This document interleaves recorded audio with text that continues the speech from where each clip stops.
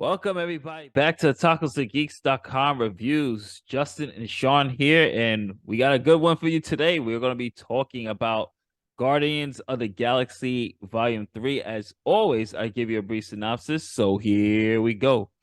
Peter Quill still reeling from the loss of Gamora. However, he must rally his team around to defend the universe along with protecting one of their own. A mission that, if not completed unsuccessfully, if not completed successfully, could quite possibly lead to the end of the Guardians as we know them. And man, I enjoyed this. This was pretty dark, for a Guardians film. I mean, I've there have been a lot of what do you call it?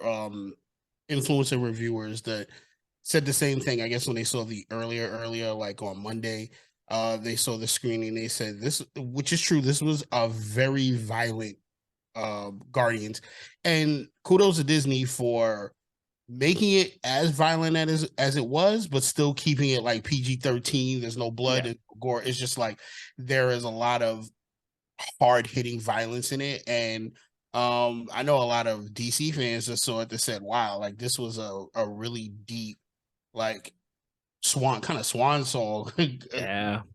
going out. I mean, I gotta give it to James Gunn. He really decided when he decided to let this one go, he did a good job Yeah. sending this off, because this was a really entertaining movie. And the surprises in there are my my critique of it, but I had to kind of take it back, was the Mhm. portrayal of Adam Warlock. But then I had Yeah. to realize they were right. This is not Adam Warlock that we used to getting from the comics, the fully grown. This was more like Adam Warlock. He's just been hatched and he's still childlike. And with that being said, then this was a phenomenal job he did uh with Adam Warlock. This was really good. Yeah, what I'll have to say that was probably my biggest gripe, but from a story concept and story purpose, it actually did make sense because they even say it in the dialogue. By the way, this review is spoiler free, by the way, so you don't have to worry about spoilers.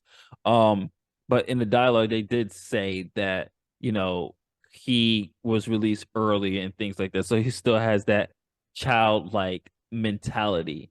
I think what really worked for me is the fact that this was so heavily focused on Rocket, like who arguably could be the most popular Guardian out of everybody. But Yeah. this is truly Rocket's story.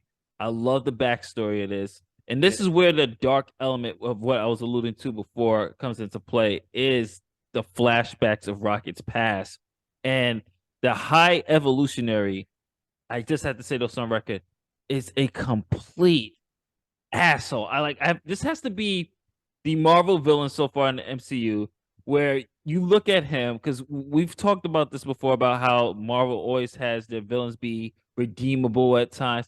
There's nothing redeemable about this guy. Like he's completely, I mean, he is the complete villain of this. Like there's no, I Yes. mean, from beginning to end. I mean, even when you think throughout the movie, in the earlier flat when they show you the flashbacks, you kind of think like, okay, like you kind of side with him. He's trying to do something big. He's trying to create like a better humanity.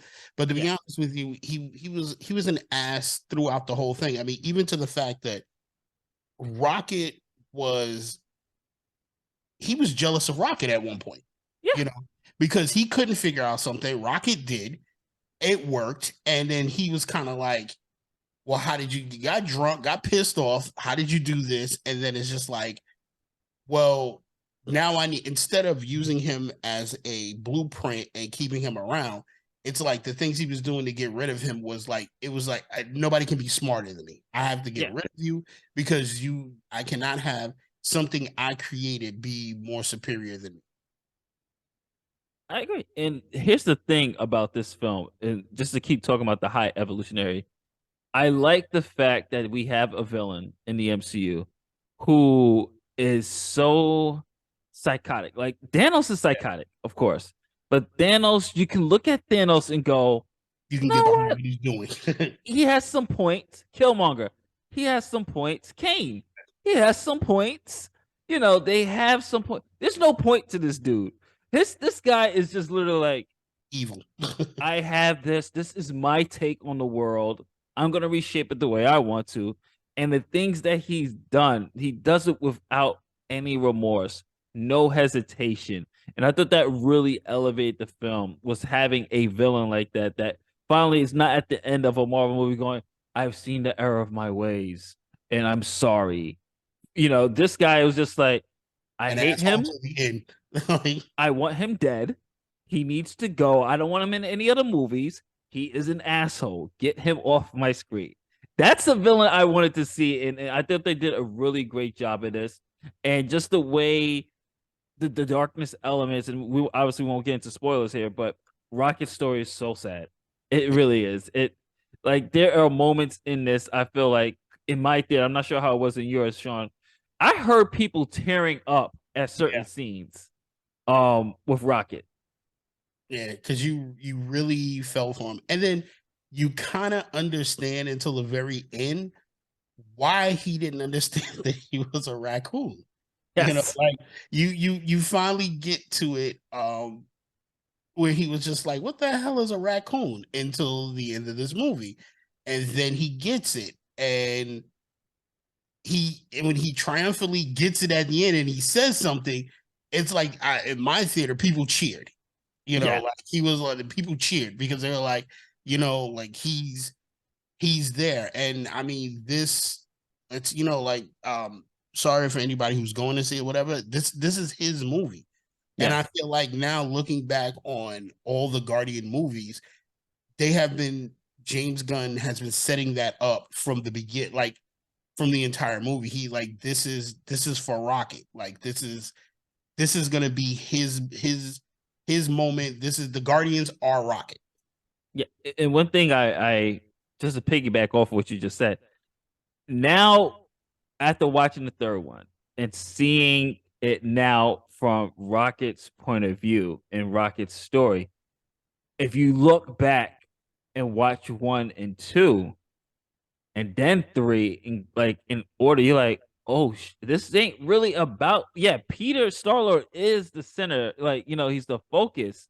Mhm. But on the sneaky side of things, the whole series has been about Rocket's growth.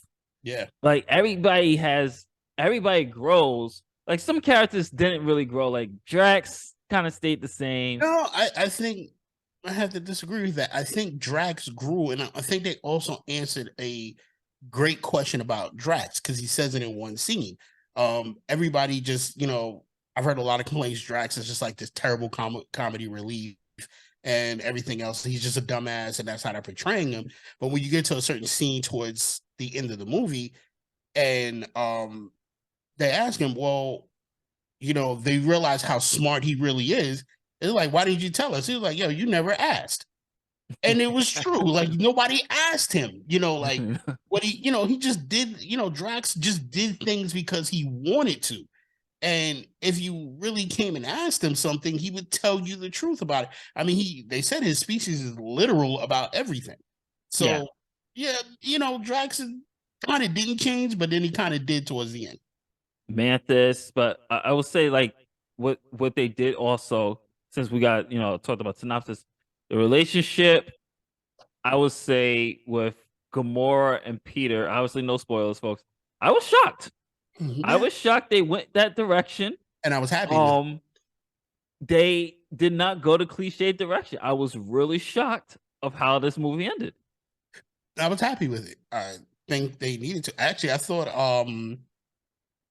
at one point, yeah, I don't want to spoil that. You have to Yeah, really watch it because I thought it was going to go a different way with somebody else at another point. yeah, And you're just like, oh wow. But everybody played their role to a T yeah. and I respected it. Even um Groot. Even Groot. okay, this is a spoiler. I don't care if Groot spoke. Like he finally says something other than I am Groot. We won't tell you what it is, but yeah. Yeah, like, and I was just like, oh, and to the point where I guess you have to be around Groot long enough to understand what he's saying. Because you get that point at the end with Gamora, and she kind of says, "Oh shit, I get what I understand what you're saying now." Like Groot was very good, and also they made Groot way more durable in Yeah. this one. Like I guess after every time he's dismembered, he becomes way more durable. Because there's a point where his head is taken off, and then he grows his body back, not in days or months. It's like he doesn't go back from a sapling. He actually grew back to a full grown Groot in like hours. Yeah. And he was a better, like the action with Groot was way better. It looked, because my first criticism is like, why do we have Groot on steroids? Like I expected to be a skinnier, like why do we have Groot on steroids? And it worked actually seeing it. I think the Christmas special threw it off because I thought the Christmas special they made him very cartoonish, and this Yeah. should not be his final form. And then when it was in the movie, I was just like, why are you sticking with this? Like I want to see Groot the way he was when he first started, but then the movie really picks up to why Groot is the way he is and his new form, and it is better. Um it's Gamora's sister. Oh, Nebula. Nebula plays a great role. Um, what's his name? See, I'm terrible with names right now, and also it's because it's lack of sleep from going there late. Um, Mantis. not Mantis, but who took over for what's his name after he died in the last movie? With the Oh, the arrow. one who took over Yondo. Yeah, he took over Yonder's arrow. Oh, Sean Gunn's character. Yeah. Yeah, he had a very good arc trying Yeah. to figure out that arrow. And Cosmo the dog had a very good arc. And there's a really cool cameo, who's been there since the first Guardians. We won't spoil him, but he was good as well. Like he at the damn card table chilling. I mean, I think one of the things people are gonna laugh at the running joke of being a good dog Yeah.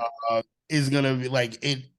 That's another thing. Unlike Thor, that didn't get annoying throughout the Mm-mm. movie. That didn't get like you sat down. Like there's a point where you think, "Up, this is gonna be the annoying joke of the movie." Like it didn't, and it paid off at the end.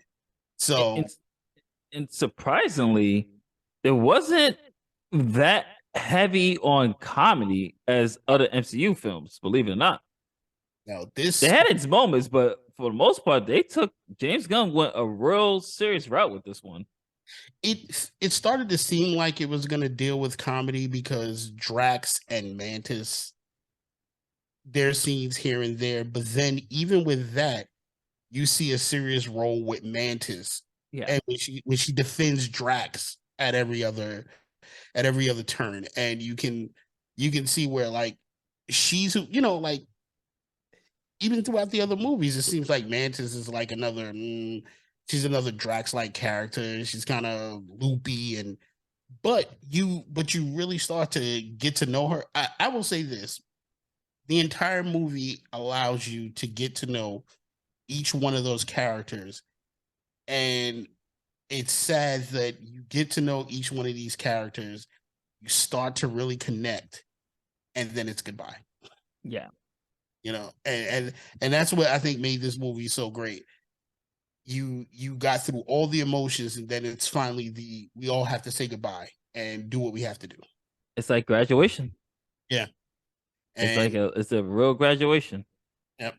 And shout out to the classic suits they had on. Like they really took to, like Rocket had the boots on at the, like Yeah.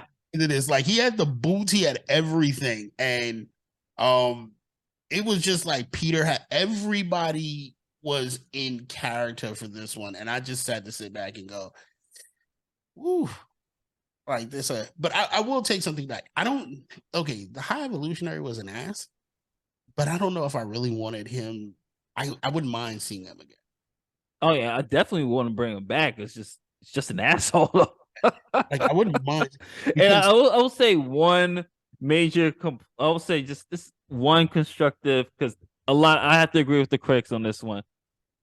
Towards the third act, all this dude was doing was screaming at yeah, people. This dude was just yelling. I'm like, bro, like talk normal. I know this is bad, but like I swear the third act, this man lost his shit every 2 minutes. Like everybody got on his nerves at one point. Like there was a point where his own people were getting, and his own people were like, "Yo, I'm really sick of this dude." Like, Like yo, what? it felt like they felt like employees getting tired of taking a boss's shit. Yeah, It was like, yo, I'm tired of getting yelled at. and I just had to sit back and say, like, I could. It was just crazy. And before I know, because this review we had 2 different reviews. Shout out to Bonnie and everybody who gave me the Screen X review. Again, if you do get a chance to check out Screen X for any of the Marvel movies, like it is an amazing experience and you should go see it. If you look up on our IG, I will give you an example of what Screen X does in the story. So anybody who wants to go check it out, it's an amazing thing. And here's something that's crazy. They were kind of allowing us to take like film of some of the scenes that were in Screen X for the actual movie, Mhm. but we had to get permission after the movie to Oh wow. run it by Disney to see what we could and couldn't show. But the actual explanation of Screen X, I can put up on IG with anything. It's a great experience. Anybody who wants to go see it, just look it up. It's really good. All right, and Sean, your final thoughts, and what would you give this? Um, it's not a perfect movie, but I'm definitely giving it 4 stars. It was a change of pace that Marvel needed.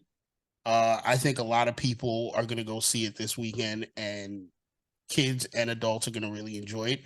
You won't quite hear the tearing sniffles like at the end of Infinity War, where it really hits you in the heart, but this will really hit you in the heart like a heartwarming movie that really gets to you. And I think that's gonna be the thing about it. That kids, adults, people going for to the movies, hell, even on a date. Like people are Yeah, gonna really feel and resonate this movie. And I think that's where the movie is gonna have a lot of success.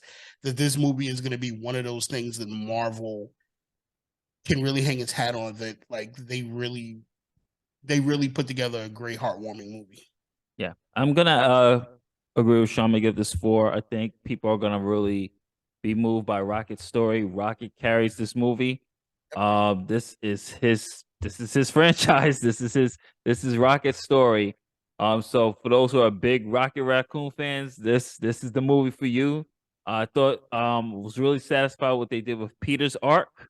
Mhm. Um, we'll talk about this on the next episode of the hour as well, where we can go into some spoilers, because what they do with Peter at the end of the movie is, I think, a really good setup for something else coming down the line.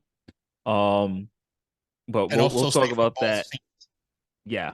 Yeah, also stay for Um, both in credit scenes. You'll yeah. enjoy it. Definitely stay for the end credit scenes. The music, by the way, was great. Acting all around was awesome. So definitely give this one a 4 stars, and definitely check out Guardians of the Galaxy Volume 3. And once again, thank you for the Screen X screening as well that Sean was able to see. And that's it for our review for Guardians of the Galaxy. It's Justin and Sean from TacosandGeeks.com. If you like what we do here and you're watching this on YouTube, don't forget to like, share, subscribe, hit that notification bell. Very, very important. Hit that notification bell. That way you get update on all our stuff here. Check out our podcast, The Hour. Check out our videos, the UWL, Saturday Night Slam. Check out our reviews, our interviews, a whole bunch of interviews coming up, a whole bunch of reviews coming up. Comic Con season is about to hit us for us. So stay tuned for all the events and everything else coming.